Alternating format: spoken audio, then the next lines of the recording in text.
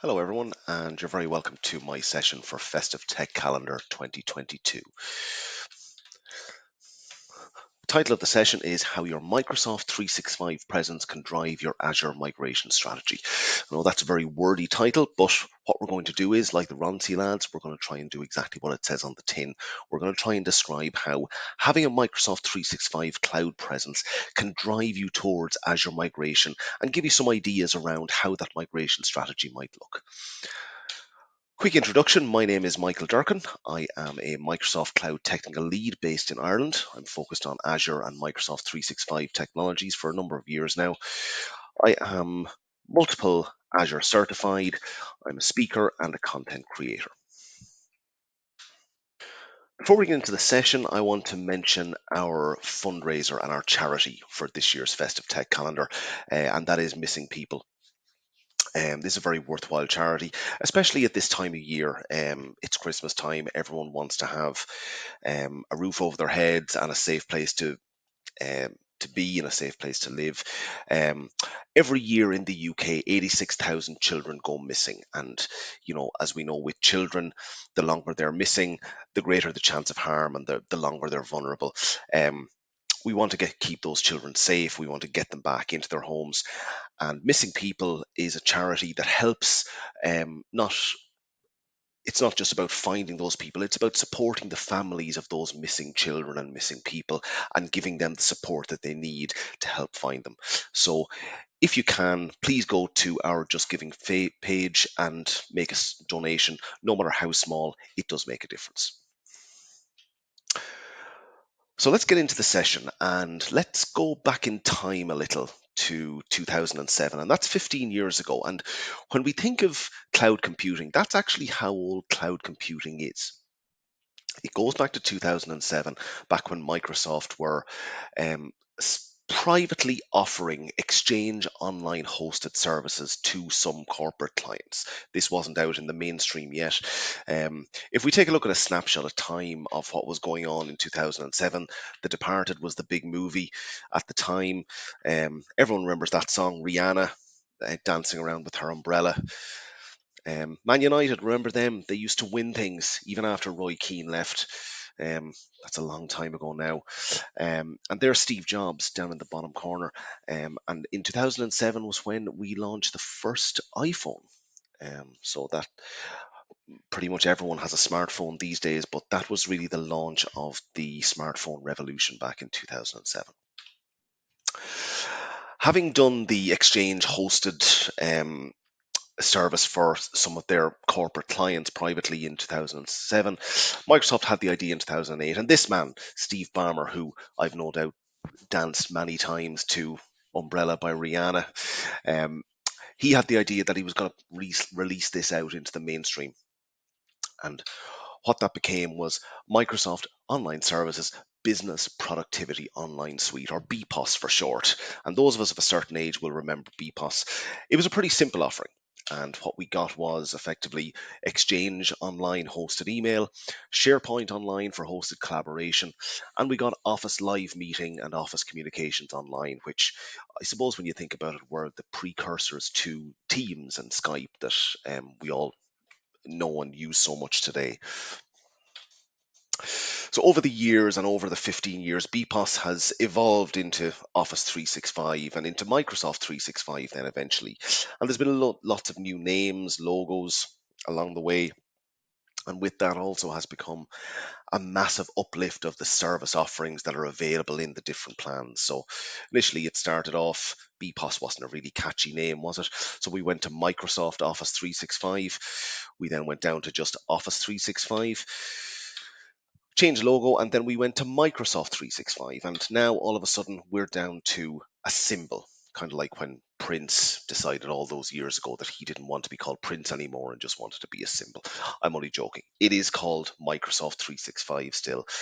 And if we take a look at what happened after those companies moved to Exchange Online hosted services, well, nothing really happened because all of their core infrastructure and all of their main production systems effectively stayed on premise, because at that time, back in 2007, there wasn't the mechanism for people to migrate servers up into the cloud and host them up in the cloud. So effectively, your standard servers, your standard production boxes, application and database servers, test servers, file and Active Directory and print, and even the PABX system was still down, hosted in probably a um, very noisy box in the corner. And in some cases, we had an email server as well, because what some companies were doing at that point was there wasn't shared mailboxes at that point. So what they were doing was, if a user wanted to be on Office 365, they'd be migrated up into Exchange Online hosted services. And if they left the company to save on licensing costs and storage costs and things like that, they would migrate them back down onto the on-premise mail server. Were some companies who did that, and there are still some companies who do that, obviously, with hybrid mail services. Let's jump forward a bit to 2014, and um, this was, of course, the dawn of Azure. And if we again, let's take a quick history lesson and look at what was happening in 2014. Guardians of the Galaxy was the big movie that was out, and even though we didn't know at the time it was part of the Marvel Cinematic Universe, it was part of the Marvel Cinematic Universe, whatever you want to call that. Um, Pharrell Williams, and I'm sure our friend Steve Ballmer would have been dancing along to this tune as well.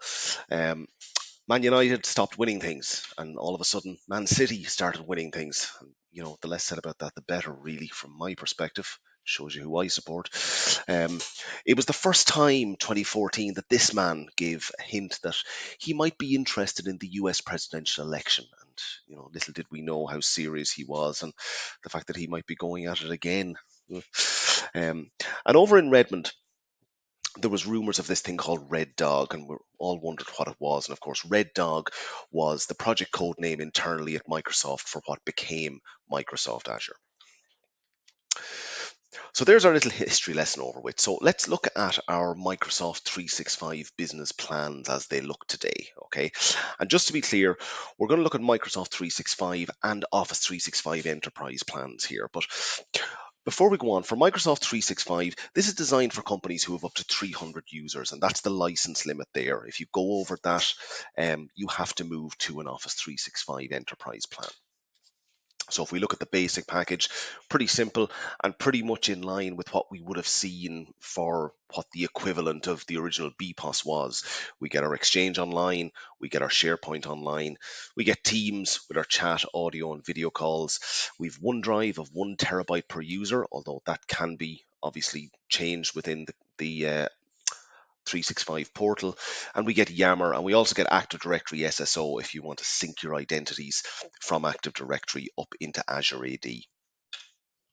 Going up to the next level of plan then, doesn't really seem to be a lot there, but what you do get is you get Office Pro Plus applications. And moving up to the top level plan then, this is where it really comes in and starts offering you more services there. So as you can see, we've got Endpoint Manager and Intune, we've got Defender for Office 365, we've got Defender for Endpoint, and you can also have an add-on now for Defender for Servers. So you can have, as part of this business premium package, you can license up to 60 servers in Microsoft Defender for Servers. So that's a big uplift. Azure AD Premium P1 gives you more advanced conditional access features and security features on your user accounts. Azure Virtual Desktop I've mentioned here. Of course, this is merely licensing rights to run Azure Virtual Desktop. It doesn't mean you get the full cost of Azure Virtual Desktop. You still need to run your VMs and create your images in Azure, whether they're pooled or private desktops. We'll look at those a little bit later. And you also get Azure Information Protection, which is really, for document management and sensitivity labels and things like that, and really, classifying and protecting your data that may be on SharePoint or indeed on your on-premise file shares. Looking at the Office 365 enterprise plans, the lowest level is pretty much the same thing as the business basic plan, isn't it? It's effectively identical. If we move up to E3, all of a sudden then you've got Exchange Online, you also get your applications. You get 5 terabytes of OneDrive space per person here, and you also get your Azure Virtual Desktop licensing rights and your Azure Information Protection in here as well. Office 365 E5 is where we suddenly get Teams as a phone system and audio conferencing, and that effectively means you get options for a Microsoft calling plan. We get Defender for Office 365 Plan 2. What that gives us is, on top of the normal stuff like, so Plan 1 would give us things like safe attachments and things like that. This is going to give you, advanced discovery, investigation, and threat protection. And then we get Power BI Pro for data analytics. And Power BI, of course, is a visualization tool that you can use to visualize your data wherever it's stored. So let's take a look at our traditional multi-site business, okay? And for this particular example, I decided to put our head office in Glasgow, okay? And we mentioned all of the servers that we had previously after Exchange server moved up to Office 365. And we can see them all here. And then, of course, we've got our branch offices. We're going to put one in London. We'll put one in Cardiff, we'll put one in Belfast, and we'll put one in Dublin, just for argument's sake. As we can see, the branch offices have a pretty flat structure. They've got a file server, an AD server, and a print server, which is what you'd normally expect to see in one of these branch offices. And in some cases, these branch office users would connect in directly to e-commerce or applications or business applications, or else they would use remote desktop hosts and gateways in order to achieve that as well. So let's take a look at how Microsoft 365 can help us reduce the complexity here. And I'm going to take Business Premium, which is the top level Microsoft 365 business package, as an example of how that could help. So let's start off here and let's take a look. We mentioned Defender, and we mentioned Defender for Office 365, which is going to protect your email and safe attachments and things like that. But then we've also got Defender for Endpoint and our add-on option for Defender for Servers. So if we look over here at our server pool in our head office, that could get rid of our antivirus server pretty quickly. So that's a pretty quick win that we could do there. Moving on then, we've obviously got our Azure Virtual Desktop rights. Now again, just to be clear, this is purely a licensing thing, and this is talking about the hybrid benefit model for bring your own license into Azure. Okay, so this gives the users CALs in order to connect into Azure Virtual Desktop. So that can get rid of our RD Gateway and RD Host down there in the corner. And then we're going to look at Teams. And obviously for Business Premium, Teams isn't included, but you can also purchase Teams as an add-on. Now, as we saw for Office 365 E5, Teams is available in that SKU, but obviously you don't get Defender for Endpoint or servers there. So it's really a balancing act, and it really depends on the size of your business, what you're going to do there. But if you want to go for Teams as an add-on, that gets rid of our PABX system. And that's normally a big one, really, to get rid of, the phone system, because it gives your users more flexibility around location and where they are. So with Teams, obviously you get your Teams to Teams conferencing, but you put a calling plan on top of that, you put a number, all of a sudden you're not tied into offices anymore, and people can be sitting at home taking phone calls more flexible. And that's good for things like, frontline workers as well, who, may just need to log on at home as opposed to traveling to an office. So there's a cost saving there. So now that all that's gone, okay, and I've brought back up our head office and our 3 branch offices here as well, what about the rest of it? So I'm really looking at these down the bottom, these 5 servers here: our e-commerce, our application, our database, our test server, and then our intranet server, okay? And it's interesting to note then, how can we've gotten to this point, so how can we look to reduce our footprint further? Okay, we've seen what Microsoft 365 and Office 365 can do for us in this case. So now all of a sudden we're into the Azure space, and how can we move some of those applications or servers up into the cloud? So to do that, we're talking about cloud rationalization, and we're talking about the cloud adoption framework and the 5 hours of cloud rationalization. So, and this is really around deciding how you're going to migrate your apps up into the cloud, okay? And obviously the 5 hours, let's just recap over them again. We've got rehost, which is basically lift and shift. All we're going to do is we're going to take that virtual machine or server or whatever it is, and we're just going to move it directly into Azure as is, running as a VM. For that, there's really going to be no impact to the business. There's going to be no difference that the business are going to see. To refactor, that's involving customizing our apps and infrastructure to align with cloud infrastructure. So even if we do lift and shift, some apps may not be compatible with cloud infrastructure. So to refactor will help us with that. To re-architect, that's dividing our app into different parts or different microservices. So there might be three different levels of your app. You might have a front end, a mid tier, and a back end. You might decide to just move the front end up into Azure and leave the other two tiers down on premises, or else you may decide to split them up totally. That's certainly an option that you have.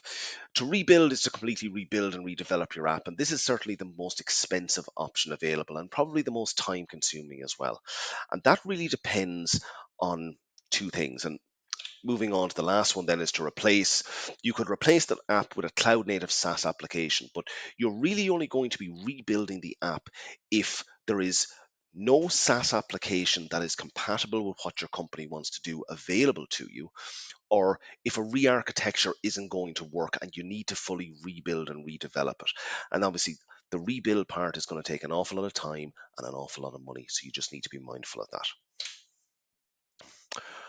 So in order to help us with that, we can look at the different Azure migration tools. And the Azure Migrate suite contains a number of tools that can help you with that cloud migration.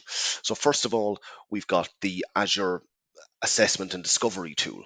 And effectively that comes and can as, excuse me, that comes as a VM or a small appliance that can be run on VMware, Hyper-V, and it can also assess physical servers and also SQL workloads as well. Um, we also have within Azure Migrate, we have a database migration assistant tool. The database migration assistant tool will help look at your SQL workloads and estimate what size they should be and if they're compatible with a move to an Azure SQL managed instance. So when you run this discovery and these assessments with these tools, this produces a report. What the report's also going to give you is it's going to give you how much compute and resources your VMs or your applications are going to need when you move to the cloud. Okay, so what this is going to do is very clever. It's going to right size the VMs for you as part of that migration process. Then from a data perspective, we've got Databox. And Databox, you can set this up using an Azure import-export service.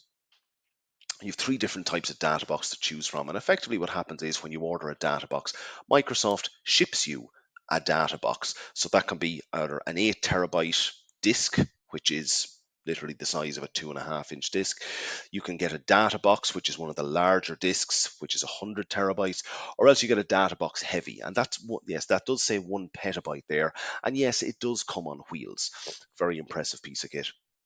Because let's be honest, if you've got this much data, you're not going to transfer it up over the wire. It's going to take weeks. So what happens is the disk comes to your office, you transfer your data onto it, you send it back to Microsoft, and Microsoft ingests that into the local data center, into a blob storage account, and that's then ready for you to manipulate, take that data out, and place it in the different services and architect it the way you want it to happen. Okay? So when you do that, you do all your Azure Migrate assessment, yeah, the bottom part disappears. One thing that I did forget to mention there, at the minute, we're looking at this intranet server over here, and there is actually a web migrate assistant tool available as well that will look at the likes of Java, PowerShell, and Apache servers and gives them a migration path up into Azure App Service for you. So that's really interesting too. So after we've done the migrate and after all that is done, we're suddenly left on our head office and our 4 sites, and they all look pretty identical, don't they? We've got our email, file, AD, and print servers there. So effectively at this point, what we could do, and I'm going to say the word could here very gingerly, we could get rid of our branch offices. Not as much get rid of our branch offices, but certainly if we bring them back, get rid of the infrastructure that's in those branch offices and centralize them. Depending on the speed of your links, of course, but yeah, it's certainly one that's open for consideration. You may have decided to move your file servers in each of these sites up into SharePoint. We'll talk about that at the minute. Um, At that point, then your AD server, you may well be just saying, okay, we're just going to talk to the AD server back in Glasgow, and the same with print, we'll talk to the print server back here as well. So what we can do with the print server then in general is we can use Microsoft's Cloud Universal Print Service, okay, which is effectively the print server in the cloud. Um, that gets rid of our print server. What we can do then for the file system, I mentioned SharePoint there a second ago, but of course the other option is Azure Files, and Azure File Share. That really depends on you and depends on what approach you want to take to this and where you want to go with this. Okay. Is SharePoint a file server? It's not meant to be a file server in the cloud because obviously it doesn't have that granularity of permissions. And if you try to do that, it gets very, very messy and very, it's difficult to manage. So, for if you've got a complex file structure, Azure Files is probably your best bet. That gets rid of your file server, and then effectively you're down to an email server and an AD server. Now, at this point, you're down to those two, and the decision you need to make is twofold. First of all, do I want to have that email server there? Do I need to keep it? Um, that's really up to you. If you've migrated everything up into Azure AD and you've no need for that hybrid setup and that hybrid exchange server, let's say it is, yeah, you could eventually get rid of it as the last server and move to a full model. Um, One thing I forgot to mention about Azure and SharePoint, I did write a blog post about this comparing the two. It would be great if you could check it out, take a look at it, and by all means, let me know your thoughts. Um, the other thing to mention here as well, obviously, then we've talked about the email server. The AD server is left then, so you're now in a position where you could be looking at a full migration and a full move off Active Directory domain services up into a full Azure AD model. And as we saw previously, with Microsoft Business Premium plan, you can and you have the ability to use Endpoint Manager and Intune to manage your devices there and onboard them on directly. Now, that's a big decision and it's not one for the faint-hearted. So it's something that needs to really be thought about, and you need to decide if there is a business driver for that. Okay. But effectively, yeah, you could do it. One thing to make you aware of, though, if you've decided to go with an Azure file share, and if you decide to get rid of your on-premises Active Directory domain server, in Azure, in order to authenticate against an Azure file share, you will need to provision an Azure Active Directory domain services tenant. Okay, and what this is a small tenant that replicates off your main Azure AD tenant and provides Kerberos authentication against Azure file share, and that's one of the requirements it needs. So that's a kind of a whistle-stop tour of how your Microsoft 365 presence can help with your Azure migration. And I certainly hope it's given you a couple of ideas. Now, again, this is very much an overview. There's a lot of work involved in something like this in a migration. And I literally skimmed over things like the cloud adoption framework there. So it's important that you plan this out properly and make sure that it's the right thing to do for your business. Thanks very much for watching this session. I hope you found it useful. Don't forget to donate to our charity. As I mentioned earlier, it's even small donations. It's all going to a good cause, and every little does help. You can find me on my socials. I'm on Twitter, LinkedIn, Mastodon. Everyone's on Mastodon these days, so yes, I'm also on Mastodon. Or you'll find me on my blog at michaeldurkan.com. Again, thanks for tuning in. Hope you enjoy the session, and I wish you all a safe and happy Christmas. Thank you. Goodbye.